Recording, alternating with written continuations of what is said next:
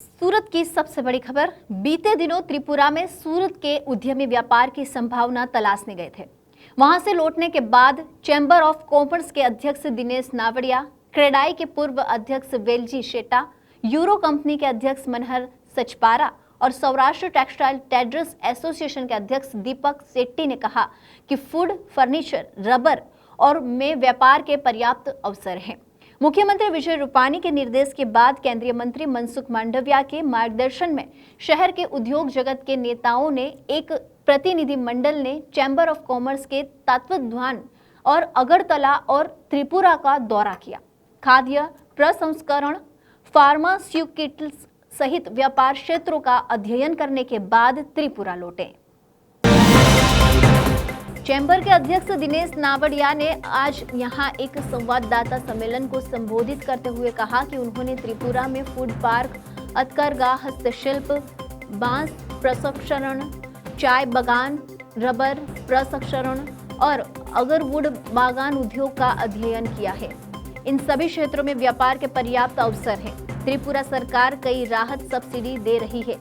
सूरत के उद्योगपतियों के लिए त्रिपुरा में इकाइयां स्थापित करने के लिए मुख्यमंत्री विप्लव कुमार देब और सरकारी अधिकारियों के साथ चर्चा की गई। त्रिपुरा सरकार राज्य जीएसटी, श्रम, परिवहन से पूरी छूट के अलावा यूनिट शुरू करने के लिए 4 करोड़ रुपए तक देने को तैयार है।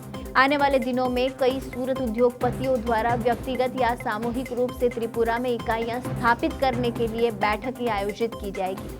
यूरो फूड कंपनी के मनहर सचपारा ने कहा, त्रिपुरा में अनानास, लीची और जर्क फूड उत्कृष्ट गुणवत्ता के हैं। इसके उत्पादों में लुगदी, पाउडर समेत कई संभावनाएं हैं। क्रेडाई पूर्व अध्यक्ष वेलजी सेटा ने कहा कि अगर वुड का पेड़ त्रिपुरा में व्यापक रूप से उपलब्ध है। एक पेड़ के पीछे 15,000 रुपये निवेश करके 1,50,000 रुपये कमाए जा सकते हैं। इसके तेल में परफ्यूम भी बनाया जाता है। पेड़ का उपयोग दवा के निर्माण में भी किया जा सकता है। सौराष्ट्र टेक्सटाइल ट्रेडर्स एसोसिएशन के दीपक सेटा ने कहा कि 4 करोड़ रुपये तक की इकाई शुरू करने पर सब्सिडी आकर्षक है। निश्चित रूप से कपड़ा उद्योग की इकाइयां स्थापित करने पर भी विचार किया जा सकता है। एनडीए सरकार के कैबिनेट मंत्री और आरोग्य प्रधान श्री मनसुख भाई मांडविया जी ने मार्गदर्शन के नीचे चैम्बर के 9 लोगों की एक डेलीगेशन त्रिपुरा पे थे और ख़ास करके त्रिपुरा के अंदर जो अपॉर्चुनिटी है बिजनेस के लिए, वो अपॉर्चुनिटी देखने के लिए हम लोग वहाँ गए थे। ख़ास करके त्रिपुरा एक नेचुरल गिफ्ट स्टेट है, कुदरत ने बहुत दिया है वहाँ पे।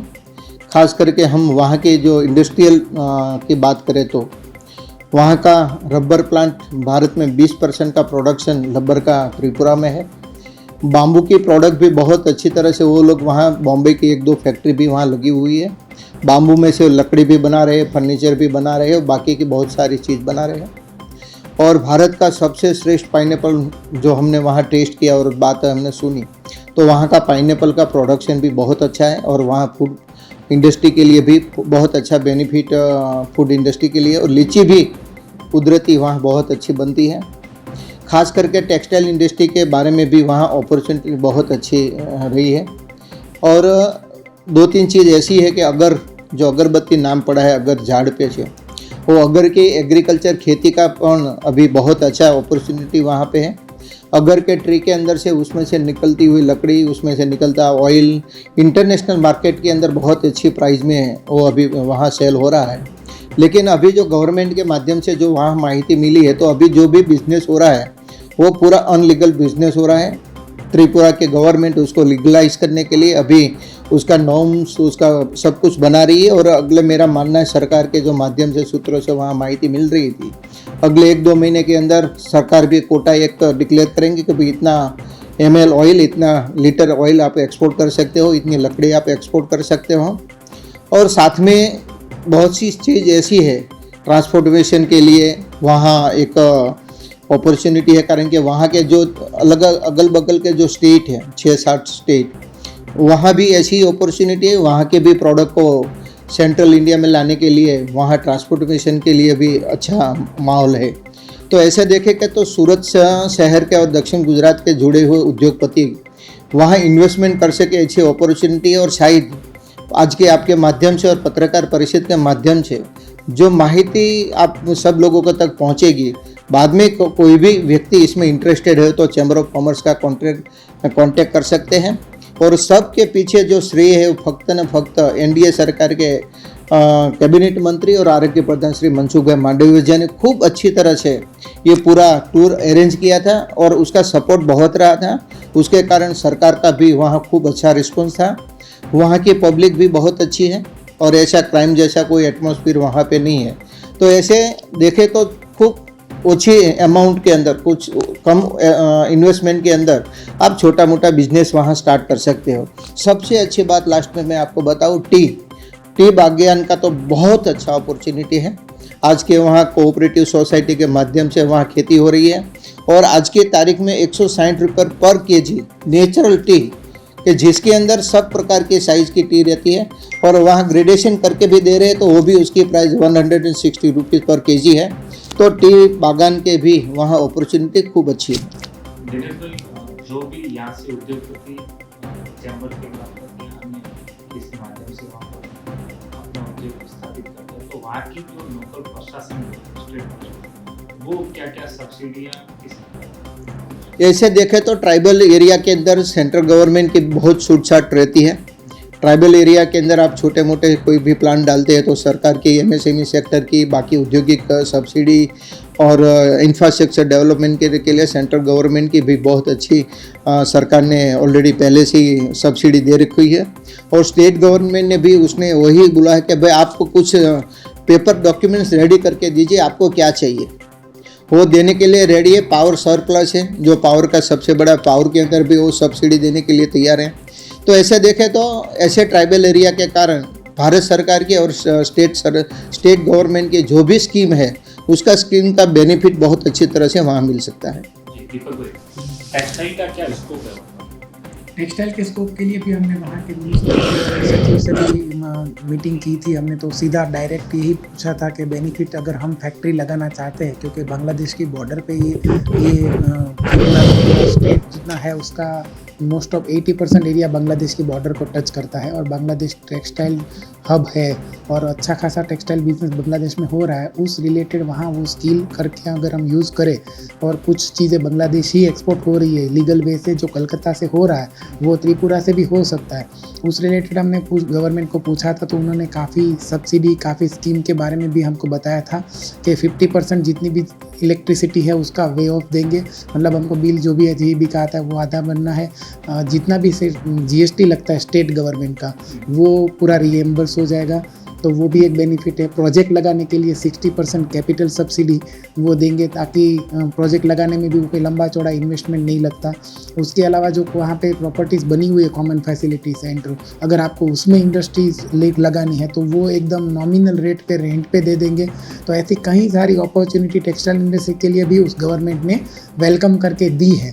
तो काफ़ी अच्छा स्कोप है। टेक्सटाइल रिलेटेड अगर कोई भी यूनिट डालना चाहता है त्रिपुरा में तो मेरे हिसाब से इंडिया के सभी स्टेट से अच्छी पॉलिसी, वेलकम पॉलिसी बोली जा सकती है, वैसी पॉलिसी वहाँ है। दीपक भाई, सूरत के उद्योगपति जो टेक्सटाइल उद्योग से जुड़े हैं वो वहाँ पर क्या चीज़ का इन्वेस्ट कर सकते हैं? टेक्सटाइल में पर्टिकुलर क्या चीज़ वहाँ स्थापित कर सकते हैं? किसका यूनिट डाल सकते हैं जिसमें वहाँ की लेबर को यूज़ कर सके, ऐसा टेक्सटाइल रिलेटेड कोई भी प्रोडक्शन करके जिनको एक्सपोर्ट का काम करना है वहाँ से। हाँ, जैसे गारमेंट इंडस्ट्री में किसी भी गारमेंट स्टिचिंग का यूनिट अगर वहाँ करके जिसको एक्सपोर्ट करना है तो वहाँ चिटागोंग पोर्ट 70 किलोमीटर होता है, जो वहाँ पे बाई रोड 70 किलोमीटर है। तो उसी पोर्ट से अगर एक्सपोर्ट करना है तो उसके लिए बेस्ट अपॉर्चुनिटी है कि वहाँ यूनिट लगावे, जितना भी प्रोडक्शन आवे उसमें ट्रांसपोर्टेशन कॉस्ट तो लगनी नहीं क्योंकि वहाँ से डायरेक्ट एक्सपोर्ट सी में हो जाएगा। तो जिसकी भी एक्सपोर्ट रिलेटेड टेक्सटाइल इंडस्ट्रीज सूरत में जो काम कर रहे हैं उनके लिए बेटर अपॉर्चुनिटी। जैसे दिनेश भाई होता है ट्राइबल एरिया, तो फिर स्किल के लेबर जो है यहाँ से वहाँ जाना है, लेबर का कैसे? हाँ, उसके लिए भी हमने यही सवाल पूछा था। तो उसके लिए बताया कि जो स्किल लेबर यहाँ अगर नहीं है तो कुछ लेबर जो मैनेजर लेवल के है उसको अगर आपको बांग्लादेश से लाने हैं तो उनको मल्टीपल वीज़ा भी वो लोग अलॉट करेंगे। बांग्लादेश से कोई भी डेली अप डाउन करके भी आपकी कंपनी में स्किल प्रोवाइड करने के लिए भी आ सकता है। और बाकी लेबर तो एम्पावर करने पड़ते हैं, ट्रेनिंग सेंटर वगैरह।